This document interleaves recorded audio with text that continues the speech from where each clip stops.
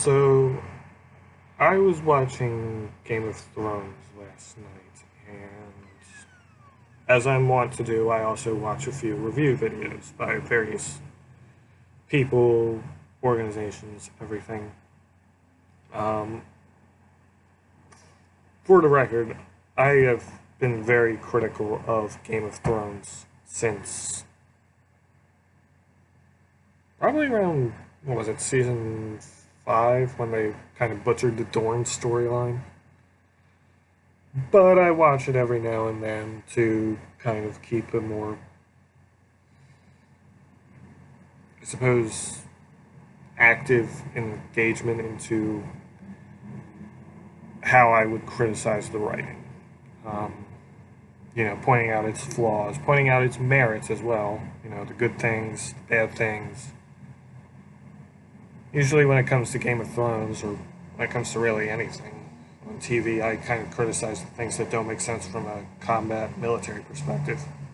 Battle of Winterfell would take an entire video to dissect. But for this video, I want to talk about Sansa. Sansa is very much a character who gets the shitty end of the stick from the fan base. They view her as this idiot who isn't capable of ruling, who has nothing going for her. And I think that's a fundamental misstep, mischaracterization of her. And it ignores everything she's done in the past, which I'm going to go over in terms of evidence for it. I will not be editing in any pictures or clips or anything because, well, I don't fucking know how to do that because I'm an idiot.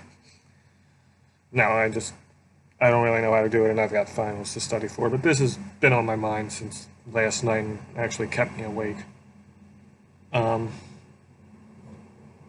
Sansa's storyline is about her regaining her autonomy, at least in terms of Game of Thrones. She is probably the one thing in the entire show that I consistently love. Maybe that's just because I love book Sansa so much that I view Game of Thrones Sansa as being not that different or not too different, or I just am blind to the flaws in her writing. It very well could be the case. But, okay. Season 1 Sansa. We'll agree that, she was a flighty, daydreaming child who just wanted to marry a prince, have his babies, all that shit. Yes, that was kind of the point. That's who she was. That's who she was raised to be by her father. You know, her father didn't really allow her to have much of a different childhood. He didn't really allow her to grow up with a real sense of how the world worked. So it was only natural that she would have this sort of outlook. Season 2, however, was where we started to see the little shades of her, becoming who she is meant to be. She backtalks Joffrey, like, at the one point where he's showing her all the heads of her family and her household that he has on pikes, spikes. She goes, well, maybe my brother will give me yours. Completely takes Joffrey by surprise. He's not expecting any sort of backtalk from Sansa, from really anyone. But to have something like that happen from a person who he has terrorized and somebody who is showing no fear as she gives him a death glare, it takes him by surprise, and he is kind of scared by it at that moment. Now, Sansa is still, trapped, but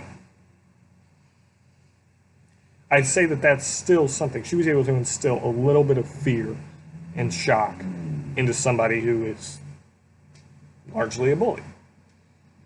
Then she contemplates pushing him off the edge. She would have done it. consequences be damned, and I don't think she really cared about the consequences. If she died, she died, as long as she got to take him out with her. But she was contemplating doing it. There's her playing to Joffrey's ego to spare Sir Dantos, what's his name? Hollard, I think. You know, Joffrey was ready and willing to kill the bastard, but he didn't because Sansa played to his ego.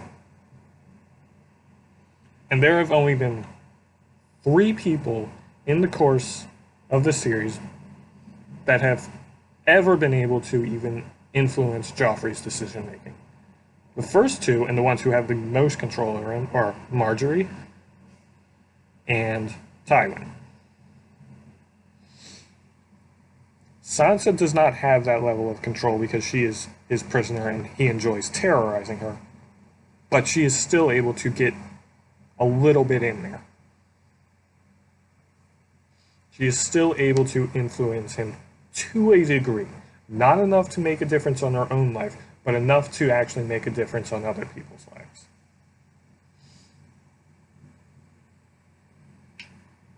Season 2 still, there's the Battle of the Blackwater. And she also plays to Joffrey's ego to try and get him to go into the Vanguard. Probably would have worked if Joffrey wasn't just a coward. Because he was all about bravado, all about living up to, the idea of his father's legacy. If Joffrey wasn't a scared kid, an understandably scared kid when you're going into battle, he probably would have charged straight into the Vanguard and died. And Sansa also says to Tyrion, I will pray for your safe return. Tyrion's like, wait, really? She goes, just as I pray for the kings. Tyrion understands very quickly what that means. He's like, okay, yeah, I see what you mean. And I would argue that in that moment, Tyrion is feeling both a mix of pride in that she was able to engage in doublespeak, saying one thing, meaning another, and also understandably hurt, like, oh man, I was really hoping he liked me, didn't want me to die, but okay. Now, I'm still rewatching the previous seasons. I'm slowly getting into it. As I said, I have finals, I have all that other shit to deal with. But in terms of season 8,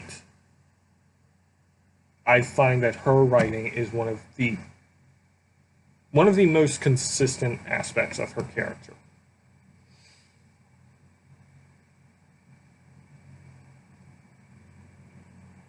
A lot of people, I've seen some people call her like this xenophobic bitch who doesn't trust anyone outside of the North, but as I said, her story is about regaining her autonomy, and the autonomy of the North is directly interwoven with that. All her life, she has had decisions made for her by her family, by nobles who have more standing above her. Decisions have been made for her. She has been married off to 2 different people, one of whom raped her. And she is now finally free of that influence. She is free of the Lannisters. She is free of the Boltons. She is free to make her own decisions. And the North is the same way. After years and years of being held under the thumb of the Targaryen kings and the Baratheons once the Targaryen reign ended, and then the Lannisters, technically. The North breaks free. The North gets to choose for its own what it's going to do, which is why she's so against how Jon treated the North. Jon was chosen as the king in the North, and the first one of the first actions he does is he sells it to Dany. And you might go, well, Dany had the dragons and she helped them fight the army of the dead. True. But if I remember right, Dany did not save them and earn their fealty. She saved them because they gave their fealty, which is a complete direct reversal of how Stannis Baratheon did it. And he was right. Stannis saved the North from a wildling attack to try and earn their fealty. Better in the books, show kind of run with his character. We'll not get into that. Another video, if I ever do it.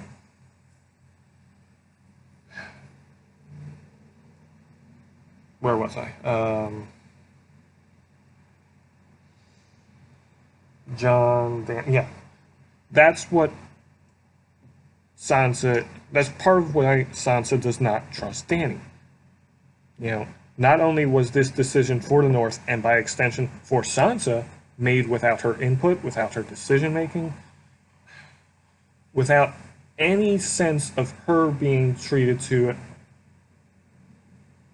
a willing part of this discussion, Dany did not save them because she wanted to save them. She saved them just because they gave her her fealty. Or gave her their fealty. And that's not a good quality in a ruler. Like, well, I could have just fucked off and left you all to die, but I didn't, because you pledged your loyalty to me. Now own up. That's not a good quality in a ruler. If she had gone to save them, I could be wrong. And if I am wrong because I haven't watched the previous seasons in a while, please feel free to correct me. I mean, I do encourage discourse.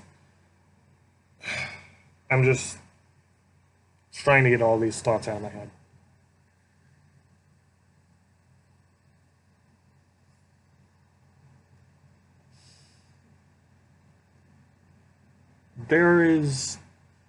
Sansa's like the only one who's actually capable of logistically running an army,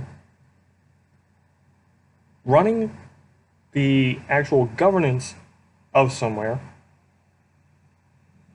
and actually cares about the people. Running an army. Well, she brought in the Vale Knights. She brought in the Vale Knights at the Battle of the Bastards. Very important. Running an army. She's the only one in episode 4 of this season who says, our army is exhausted. We just spent how many hours?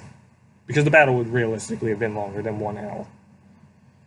Fighting dead things that did not tire, and we are exhausted. We have had no time to really rest except for like one dinner. They need time to regroup. They need time to think.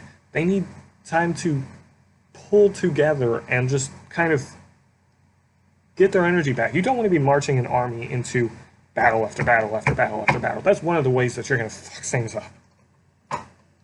They do need to rest. Dany, in all of her infinite wisdom, says, no, you pledged your loyalty to me. We're marching now. I like Daenerys as a character, and I love Emilia Clarke as an actress. But I feel like the show has really butchered her storyline. Again, another video. If I ever decide to do it.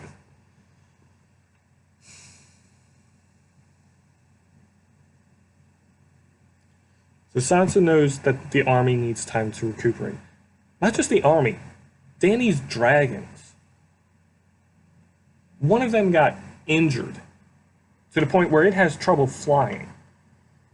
That dragon needs time to recover. Actual time to recover.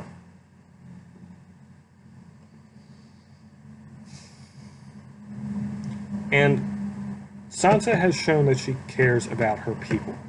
She is not willing to put her life at risk if it means that it's going to put other people's lives at risk. She has been stocking up food as much as possible for the winter in the battle for when the dead army came.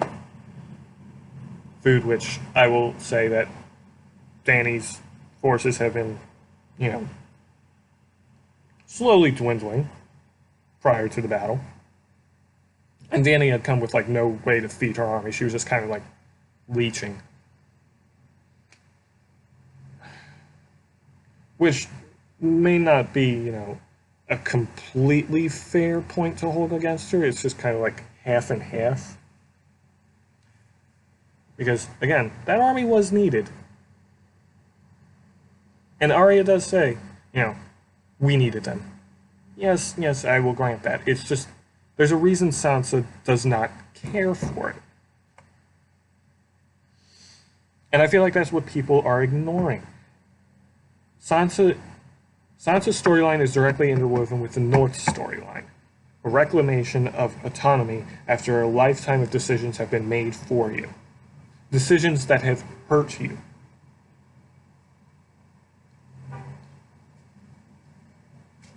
And I genuinely believe that Sansa will take the Iron Throne. I think she is the only one capable of effectively ruling it. Dany is written as just skirting on the edges of madness, and one that does her character a really bad disservice. But I know Dany spent some time learning how to rule in Meereen in the show. I'm not so sure it actually stuck. And I'm pretty sure I had some other points to consider. You know, obviously Littlefinger was training Sansa, so, you know, there's that big point of Sansa knows how to manipulate people. Hell, she did it to Littlefinger. Which brings up another point, and this will get into this video is already pretty spoiler heavy for this season, so what the hell is a spoiler warning at this point going to do? When Sansa reveals Jon's secret, there's that inner conflict. She's like, Jon swore me to secrecy, and I don't know if I should say this. But Dany has caused so much fear and embodies all of the worst things that Sansa has come to experience. And it's not xenophobia, it's a healthy skepticism that Daenerys has not done anything to really disprove. So she tells Tyrion. And there's a lot of things that I kind of like get from that scene. On the one hand, it could be her trying to push Jon to becoming king, because maybe she feels Jon would be better. Jon would not be better, but again, another video. Or she's using it to drive a wedge between Dany, Jon, and Dany's advisors. Not necessarily to like see them fight one another in mortal combat, but more for Jon to see who she will be with this revelation.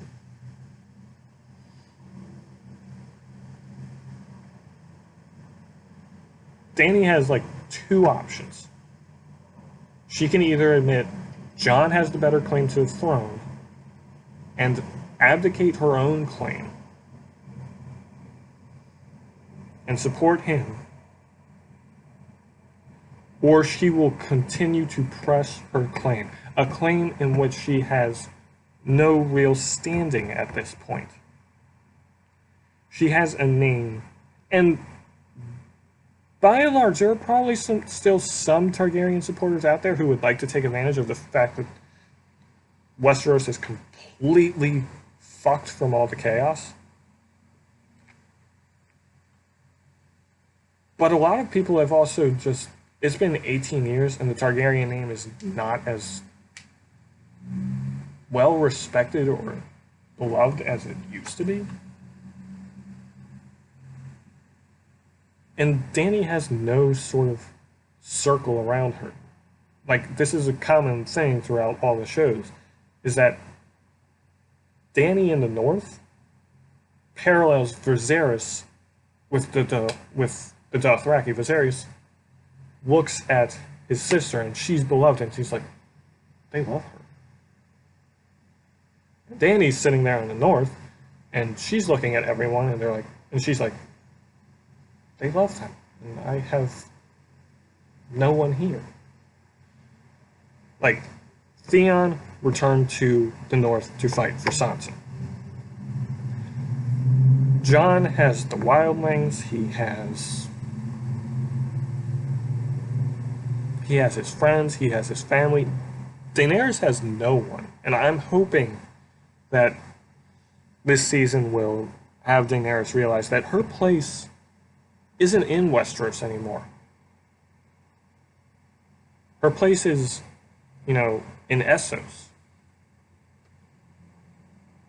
where people speak her language, where the Dothraki reside, where she lived in Meereen and ruled it for a time.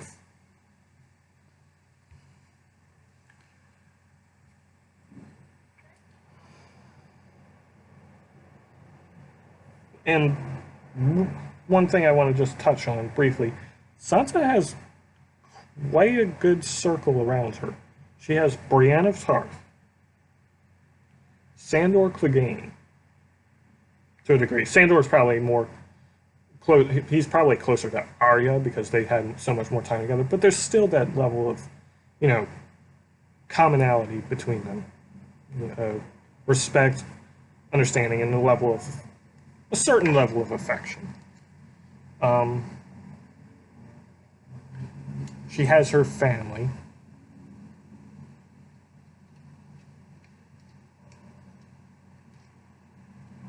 And she has even Tyrion.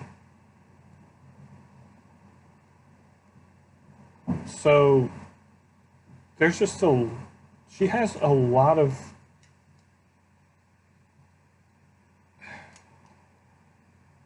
she has more people around her that would support her than Dany does.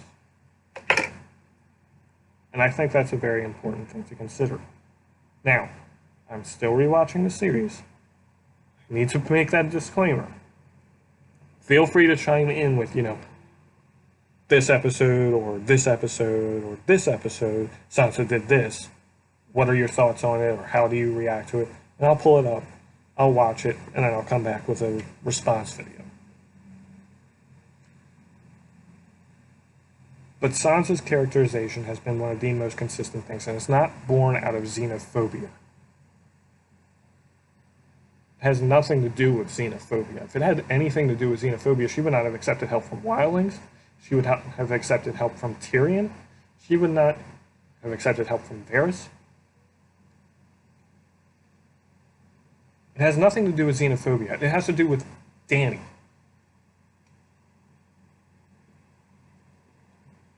Sansa has the makings of a good ruler. Understands the needs of the army. Tries to secure food to last the winter.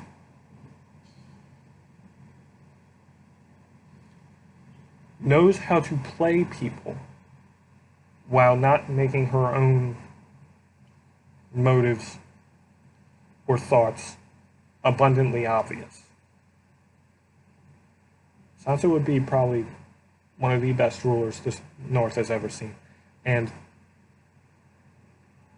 not the North, Westeros. And that's where I'm going to cut off this video. Now, if you agree with me, if you disagree with me, let me know your thoughts. Comment below. Like, subscribe. I did want to throw in a mention to my Patreon, but now it's like way too late. And my Patreon is... Fuck it, I'll do it now. It'll seem like a shameless plug, but... One of the reasons I enjoy A Game of Thrones and A Song of Ice and Fire so much is because I'm writing my own novel. And I don't claim to be half as great a writer as George R.R. Martin, but I'm trying, and I do love Grey morality and complex politics. That's one of the things I love doing, is analyzing the politics in any source of work. Whether it's the good politics, such as, power struggles in Westeros, or the bad politics from the meta universe, like how Game of Thrones treats its people of color. Another video. And one I would be ill-equipped to really accurately delve into, but I would give it my best shot. So my Patreon is sort of for my novel. It's all under copyright. I'm working on writing it. I'm trying to delve into making it. So if you want to support that, I will put the link down below. If you support the Patreon for my novel, you are also in turn supporting me to make more videos like this. I just want to make that clear, because one of the things I have as a goal is when I reach a certain point, I would make videos analyzing writing or helping people with their writing on a 1v1 basis, not like making videos like, yeah, this person wrote this. I'm going to critique it.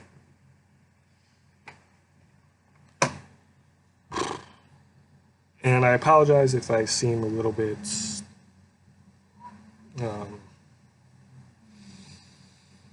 awkward or nervous. I'm not really one who is used to recording myself, but